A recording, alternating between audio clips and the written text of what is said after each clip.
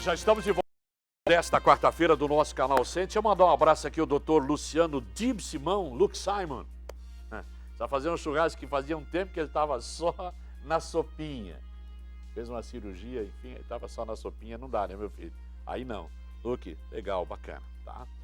Eu sempre olho naquela parede, né, Uri? Esse relógio parece que trabalha comigo. Hoje eu recebo aqui meu convidado, empresário Auri Pavone. Ontem entrevistei aqui o presidente do Sinduscom, Carlos Humberto Metzner Silva, e nós falamos sobre o nosso plano diretor, nós falamos sobre qual é a cidade que nós queremos para nós no futuro, não é verdade? E amanhã tem reunião na Câmara do Plano Diretor a partir das 5 da manhã, às 5 da tarde. Auri, eu sei que você vai sempre nessas reuniões, enfim, o prazo está se esgotando, né? O nosso novo plano diretor. Primeira pergunta que eu queria fazer para ti. Você participou de 2 administrações, deu a sua contribuição, né? Nas 2 administrações, diga-se de passagem. Com a tua experiência, enfim, o que você sonha? O que você vislumbra? O que a gente pode pensar para o futuro da nossa cidade? Primeiro, obrigado por ter aceito o convite de estar aqui com a gente. Tá? Boa tarde, Tigrão. Boa tarde aos teus ouvintes, os teus telespectadores. Eu que agradeço pela oportunidade. Realmente, eu participei como secretário de planejamento de 2 administrações, coordenei o plano diretor vigente hoje em 2007, que foi aprovado no final de 2007. Ele trouxe bastante inovações para a cidade, creio que ele foi bastante positivo, mas a cidade ela é um ser vivo, né? Ela cresce, ela se modifica, ela se transforma. Então, naquele momento, com certeza, nós fizemos o que era possível e em consequência, a cidade ganhou, se qualificou, encontramos soluções para que o poder público pudesse intervir na cidade. Hoje nós temos um novo horizonte na questão de mobilidade urbana, ou seja, foram feitas obras e serão feitas obras de um vulto financeiro muito grande, e o município, com o que arrecada, não teria condições. Então, no plano diretor que foi em 2007, depois com a minha entrada no governo Periquito em 2010, a gente concluiu esse método de operações urbanas, que hoje serve de exemplo para todo o Brasil. Eu não canso dizer, a melhor operação urbana em andamento no país é a nossa. Ela é exemplo para todo o país. Então, isso deu um novo horizonte para a cidade, mas eu acho que nós precisamos avançar mais, né? O modelo de cidade hoje, se nós pegarmos todos os índices, a nossa cidade é excelente, embora a gente vê, principalmente nas redes sociais, muitas críticas, mas isso é até bom. Por quê? Porque o povo aqui é muito exigente. Quando você se acostuma com o melhor, você sempre quer seguir na linha de frente. O que eu imagino, Tigrão? O modelo que nós temos hoje aqui, ele se mostrou altamente positivo, transformou a cidade, mas ele não pode permanecer por ele sozinho ou por um tempo determinado. Nós somos uma cidade, por um tempo indeterminado. Nós somos uma cidade pequena, um território pequeno. Hoje, a nossa maior mola propulsora da economia é a construção civil. Quem está nos ouvindo e assistindo é só fazer um raciocínio bastante lógico. Cada prédio que sai, vamos supor, hoje, construtora X faz um prédio de 30 apartamentos. Esses apartamentos são vendidos a 600, 700 mil reais cada um. Então, e o prazo de construção é em torno de 2 ou 3 anos. Enfim, mas se for 2 anos, 30 apartamentos, se você vender a 800 mil reais cada um, vai entrar 24 milhões na cidade. Esses 24 milhões, como os 80% ou mais do que se vende são para pessoas de fora, é dinheiro que vem de outras cidades, fica aqui na economia e alimenta a nossa cidade. Ou seja, não é um dinheiro que foi produzido aqui, ele foi ganho em outra região, em outra cidade, né? E foi transferido para a nossa cidade. Então isso deu musculatura para o nosso comércio, para a nossa economia, mas nós sabemos que isso ele é finito. Quer dizer, Balneário Camboriú, eu não sei, precisasse 10 ou 15 anos, ou 20, o ritmo de construção civil ele vai ter que diminuir. Ou ele diminui por bem ou por mal. Até porque vai chegar um momento que nós vamos ter que repensar quantas pessoas nós queremos na cidade. Até para que a gente tenha uma boa qualidade de vida. Então, o que me preocupa agora é o pós-construção civil. Então, quando você faz um prédio residencial, enquanto o prédio estiver em construção, ele gera economia. A hora que você entrega, ele só gera imposto, correto? E aí o imposto, mas não gera mais aquela economia que ele deveria gerar. Diferente de um prédio comercial. O prédio comercial, ele gera essa economia durante a construção e depois ele emprego, renda, tipo o shopping que foi feito aí. Durante a construção, ele gerou muito recurso. E agora, com a vida útil dele, ele gera muita economia, gera imposto, gera emprego. Então, nós precisamos procurar novas matrizes econômicas. Mas matrizes econômicas viáveis, que dê emprego com renda boa, para que as famílias consigam criar seus filhos com dignidade, que nós não baixemos o nosso padrão. Que, se possível, se não conseguirmos aumentar o padrão que temos hoje, mas que a gente não baixe, então, esse padrão. Então, a grande preocupação minha é de que maneira nós vamos encontrar essas novas alternativas, novas matrizes econômicas, e agora você traz essa notícia do Centro Eventos, que é um evento fantástico para a nossa cidade. Esse é um exemplo de uma matriz econômica que vai trazer renda, vai trazer novas tecnologias, novos conhecimentos. Então, isso transforma a cidade. Então, nós temos que ter outras matrizes, outros centros aqui, né? Outros centros, eventos, a exemplo disso, para que a gente consiga não só viver da construção civil.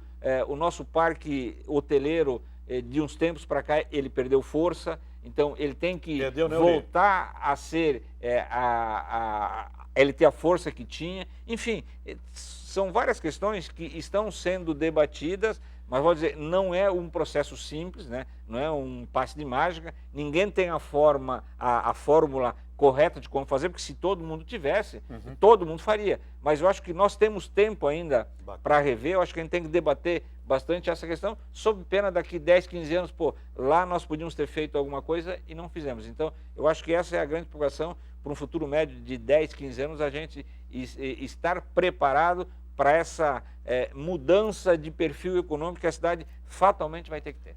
Para quem não sabe, o Auri foi secretário de Planejamento na gestão do Rubens Espernal, que aliás esteve de aniversário no último dia 4, né? E foi secretário de Planejamento da administração Renato Dias, Edson Periquito.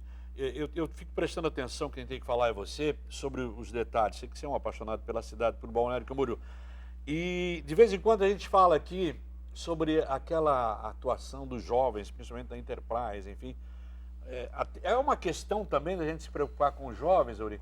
Eu me lembro da minha época, eu não vou lembrar rapidinho, mas nós tínhamos ali o Baturité, lá no final da praia, nós tínhamos uma série de casas. Tigrão, que pena que nós perdemos naquela época, muita mulher bonita chorou aqui nesse peito, não sei se de raiva ou de prazer, mas elas tinham uma vida noturna. Não que nós não tenhamos, mas era diferente. Que pena que nós perdemos. Né? Nós perdemos isso, perdemos, né, o Baturité. Infelizmente, perdeu. Não, agora, se nós tivéssemos nos preocupado antes, talvez nós não teríamos perdido. Se essa discussão tivesse vindo antes, com certeza aquele canto da praia maravilhoso, hoje ele estaria sendo aproveitado de outra maneira. Mas qual é o recado que essa juventude passa para a sociedade como um todo? Nós, enquanto sociedade, nós estamos falhando. Ou seja, eles querem um espaço onde eles possam se confraternizar, ir lá ouvir suas músicas, bater papo, beber, mas tem que, quando o poder público e a sociedade não oferece esse espaço, eles acabam encontrando algum lugar e vão se reunir. Então, o recado, na minha opinião, que eles passam para a sociedade, nós estamos clamando por um lugar. Quer dizer, porque o que nós temos hoje em Balneário Camboriú? A vida que nós tínhamos, a vida noturna que nós tínhamos na Barra Sul, embora nós tenhamos casas noturnas que são as melhores do mundo, mas o perfil mudou. Para que um jovem frequente uma casa noturna dessa, ele tem que ter 200, 300 reais todo fim de semana. E não são todos os jovens que têm essa capacidade. Então, eles também têm que ter oportunidade de se divertir, de conversar, de paquerar. Então, como sempre diz o nosso prefeito Periquito, e ele diz bem, quando se vê criança brincando de bola na rua, o que é? É um recado para o poder público que está faltando no campo de futebol. E essa relação é uma coisa, quer dizer, nós, enquanto sociedade, estamos falhando nesse sentido. De alguma maneira, nós vamos ter que encontrar uma solução para que tenha algum lugar para que esses jovens vão com segurança e que consigam se divertir com tranquilidade. Aquela paradinha dos protocolos de novos lançamentos da Construção Civil de 2 anos, ontem eu fiz essa pergunta para o Carlos Humberto Messer Silva, né? Sinduscom, e ele concordou plenamente. Foi um pulo do gato, foi certinho, Yuri? Tigrão, foi na hora certa? A gente tem que aprender com o que acontece no mundo. Toda vez que você tem inflação, a inflação é um mal para a economia terrível. Uma cidade mal economicamente é o pior dos cenários possíveis. O meu avô sempre dizia, em época que todo mundo vende, se tu puder, compra. Em época que todo mundo compra, se tu puder, vende, se quiser. Então, o que estava acontecendo com Balneário Camboriú? Nós tínhamos um excesso de oferta, e se esse excesso permanecesse, e tem outra questão, em 2007, no final de 2007, quando foi feito o plano diretor, ele tinha uma data limite para ser revisado, que era dezembro de 2012. Então, quando chegou essa data, os protocolos foram suspensos. Mas isso para a cidade deu, não que tenha salvado a cidade, mas evitou que o excesso de lançamentos, aí nós íamos ver como vimos no passado, prédios parados, empresas com dificuldade, e hoje Balneário Camboriú é um mercado que recuperou credibilidade. Então nós temos muitas pessoas de fora que vêm para cá, que investem, que querem aqui morar, porque eles têm confiança no mercado. Bacana. A hora que, se nós tivéssemos 2 ou 3 empresas que parassem ou que não entregassem os seus imóveis ou que demorassem mais do que o normal, nós começaríamos a perder confiança, credibilidade, e isso você demora muito. E aí nós íamos ter gente que trocou terreno por apartamento e não recebeu, o pedreiro que foi lá, que fez e não recebeu, aquele que entregou o móvel não recebeu, o da esquadrilha, enfim, nós criaríamos hoje nós estamos num círculo virtuoso e nós inverteríamos esse processo. Então, com certeza, Balneário Camboriú hoje, se você vê muitas cidades do Brasil, principalmente onde estava a Petrobras, tinha só uma matriz econômica. Verdade. Com essa crise, as cidades não sabem o que fazem. Milhares de pessoas desempregadas, isso dá um caos social, dá insegurança, enfim. O pior dos cenários para qualquer cidade. Felizmente, nós estamos livres desse quesito. Eu tenho tanto assunto para falar contigo, queria falar de política também. Fica à vontade. Tá, mas olha, o Taz olhando, eu tenho mais um intervalo comercial. O Will já está me chamando aqui. Puxa, eu reservei, eu reservei aqui, Will, não vou conseguir falar com ninguém hoje. Reservei tantas coisas, eu acho que você vai ter que voltar aqui, Will, semana que vem. Mas posso falar de um assunto hoje com você? À vontade, Tigrão. Eu não pedi permissão a ele, esse era um assunto para a gente discutir mais. Mas eu hoje acessei Opiniões BC do Paulo Pacheco, e o Paulo Pacheco fez eu vou bem rapidinho aqui.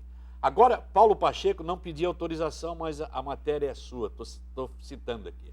Agora que a Estrada da Rainha voltou a ser notícia, vou então me manifestar. O assunto foi muito discutido por parte da população, causou muita controvérsia, principalmente na fase em que a obra tinha um aspecto que aparentava degradação, que levava as pessoas a concluir que esta obra estava errada. Não há como negar que essa impressão era forte e real e que a imensa maioria que participou dos protestos e que se postou contra a obra o fez com a intenção de querer um mundo melhor. Comparo aquela fase da obra, quando o ser humano, para corrigir um problema de saúde, se submete a uma intervenção cirúrgica. No início, o aspecto pode ser horrível, mas com o passar do tempo melhora e a saúde é restabelecida. No final de 2014, continua Paulo Pacheco, Gabriel Carnevale, aluno de Engenharia Civil da Univale, que vem a ser irmão de Fernando Carnevale, parentes, responsável pelo site onde muito se divulgou a respeito da obra, fecha parênteses, fez seu trabalho de conclusão de curso, o TCC, justamente sobre a Estrada da Rainha. Ao ler esse excelente trabalho, que é técnico e de fácil compreensão, gostaria de compartilhar algumas informações. Segundo Paulo Pacheco, o problema no morro teve origem em 2005, quando o leito da estrada foi rebaixado, ampliado e a estrada asfaltada. E seu lado esquerdo foi aterrado, obra essa que deveria vir acompanhada de contenção. Mas isso, infelizmente, não aconteceu. Com o aterro, a servidão que permitia acesso aos terrenos lindeiros, a estrada deixou de existir. Em 2008, o município fez um acordo com os proprietários para o restabelecimento do acesso, que é um direito garantido em lei, sendo que as obras de contenção que deveriam ter sido executadas pela municipalidade lá em 2005 ficariam por conta dos proprietários. Em setembro de 2011, depois de um período de fortes chuvas, o talude do morro se rompeu, deslizamentos de grandes proporções aconteceram, laudos de especialistas indicavam obras necessárias e urgentes, pois um grave deslizamento poderia acontecer a qualquer momento, semelhante ao que ocorreu com o Morro do Baú. Em abril de 2013, novamente fortes chuvas acontecem em nossa cidade e um novo deslizamento aconteceu no Morro da Rainha. Acidente esse, segundo o laudo de especialista, não foi de maiores proporções, pois a obra de contenção já estava parcialmente executada, evitando um deslizamento de maiores proporções naquele momento. As obras de contenção tiveram início em dezembro de 2012. O trabalho técnico também concluiu que a obra foi feita tecnicamente de maneira correta, trazendo uma segurança maior para o lado direito, mas também aponta a necessidade de obras de contenção para o mesmo, e conclui que, com a contenção, acidentes semelhantes ao de 2011 não mais acontecerão. E o morro hoje está mais seguro. Esse trabalho de conclusão de curso, que avalia a obra como acertada, necessária e positiva para o Morro da Rainha, foi realizado por um aluno independente, que não possui vínculo algum com quem realizou a obra. Está na coluna do Paulo Pacheco, Opiniões BC. Queria te ouvir. Não. Se não der tempo hoje, inclusive tem matérias. Se não der tempo, eu quero te convidar. Em primeiro lugar, queria parabenizar o Paulo e parabenizar o Gabriel Carnevale. Também li, e eu tenho uma cópia desse aqui comigo, tenho uma cópia aqui comigo, desse trabalho. Aonde eu vou, eu levo. É público e notório que houve todo aquele episódio da Estrada da Rainha. Naquele momento, eu muito fui acusado, sempre defendi que tecnicamente essa obra era necessária, que quem causou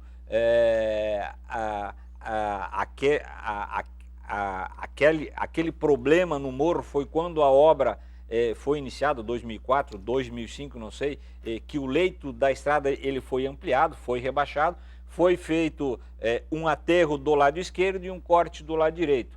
Não vou aqui culpar ninguém.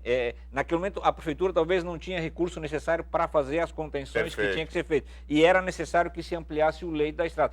Com o dinheiro que tinha, foi feito o que era necessário. Isso é normal em obra pública. Se você não tem dinheiro para fazer tudo, faz parte e parte deixa o próximo prefeito e faz depois. Enfim, 2011 veio aquela forte chuva, o morro quase que derreteu, por pouco não acontece um acidente que nem aconteceu no Morro do Embaú. Ali nós temos um maciço rochoso embaixo e deve ter uns 12 ou 13 metros de terra por cima do maciço, e toda aquela massa de terra se moveu. Todos os laudos diziam que a obra de contenção, que lá em 2005 já se sabia que era necessário, enfim, apurou. O que esse trabalho diz? Que a obra era necessária, a obra foi feita de maneira correta, ou seja, o lado esquerdo tá totalmente seguro e o morro como um todo também já está mais seguro do que estava. E é lógico que agora falta uma obra de contenção do lado direito. Tanto é que a obra de contenção do lado direito estava orçada, quando eu era secretário, em torno de 8 milhões de reais, com a obra do lado esquerdo, da magnitude que foi feita a obra do lado esquerdo, creio que hoje dá para rever aquele projeto tranquilamente. Eu sou engenheiro, conheço do assunto, eu creio aí que com 2, 3 milhões, no máximo, se faz aquela obra que em 2011, 2012, estava orçada em 8 milhões de reais. Então, o que esse trabalho vem dizer? É um trabalho técnico, não tem nada de paixão política no meio, não tem nada, é um trabalho que diz assim, a obra foi feita de maneira correta, era necessária. O que ocorreu no morro foi devido a uma intervenção humana, feita lá em 2004, 2005, fala que é 2005, e o trabalho foi vantajoso para a estrada e tinha que ser feito.